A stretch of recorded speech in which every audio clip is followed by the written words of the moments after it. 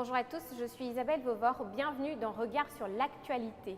Je reçois Charles Sangar, journaliste chroniqueur. Bonjour Charles. Bonjour Isabelle. Alors aujourd'hui, l'actualité politique planche sur le Parti unifié. Qu'est-ce que c'est? Alors merci. On peut dire que, pour prendre l'image, le Parti unifié, c'est comme un homme qui grandit. Il y a une phase de maturation. Alors nous sommes partis de l'alliance du RHDP au groupement des partis politiques qui avait une forme juridique. Et aujourd'hui, il s'agit donc de fondre l'ensemble de ces partis-là en un seul et même groupement politique qui aura les mêmes textes et qui aura une direction unique. Et quel est l'enjeu de ce parti unifié? L'enjeu, il est simple, c'est l'union fait la force. Vous savez très bien que le RHDP en Afrique a été un exemple unique quand même de beaucoup de partis qui sont nés du PDCI-RDA, mais qui ont eu beaucoup de rancœur, beaucoup de rancune, et de Accra 3 en passant par Pretoria à Paris jusqu'à aujourd'hui, il y a eu beaucoup de conquêtes qui ont été faites.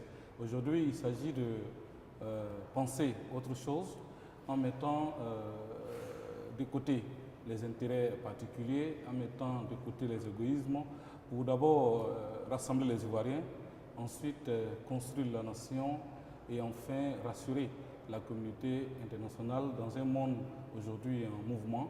Il est bon qu'une force politique unique, ce n'est pas le parti unique comme certains veulent le faire croire, mais il est bon que tous les partis qui gravitent autour du fautisme, autour de la politique, de la philosophie du père fondateur se retrouvent sous un même toit et pensent la même chose.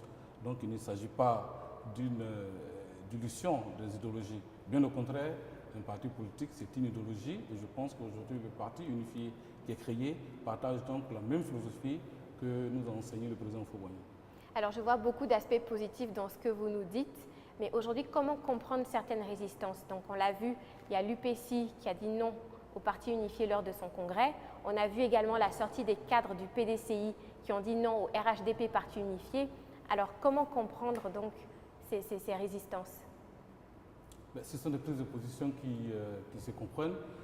Aucune initiative humaine ne peut avoir la décision à 100%, mais ce que je retiens, c'est que les principales forces politiques du RHDP, le PDCI à travers son président Henri Konan Bédié, le RDR à travers le président d'honneur, le président Alassane Ouattara, l'UDPCI à travers Mabri Touakus, le MFA, en tout cas les principales forces politiques qui ont signé l'accord de Paris, sont engagés donc dans ce processus de création du parti unifié.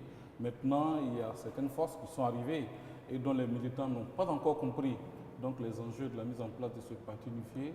Mais je gage que la porte est restée ouverte, ce dont vous parlez, et on espère que les uns et les autres vont comprendre qu'aujourd'hui, l'intérêt donc de la Côte d'Ivoire, c'est que les enfants d'Houphouët-Boigny, qui, je crois, composent peu de 60% de l'échiquier politique national, se retrouvent autour d'une même case, partagent les mêmes idéaux, partagent la même philosophie et posent les mêmes actes pour que la Côte d'Ivoire soit sur un chemin de paix et de développement.